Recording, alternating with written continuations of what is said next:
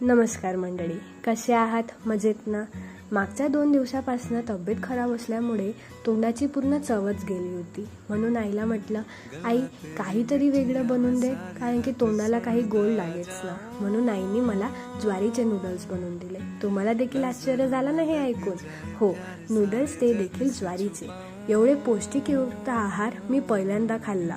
आणि आपण ज्वारीचं खायला पाहत नाही, आपल्याला ते वेगळंच वाटतं. असं वाटत होतं की बाहेरून नूडल्स आणले आणि ते घरी बसून आपण खात आहे. सेम तेच टेस्ट होती.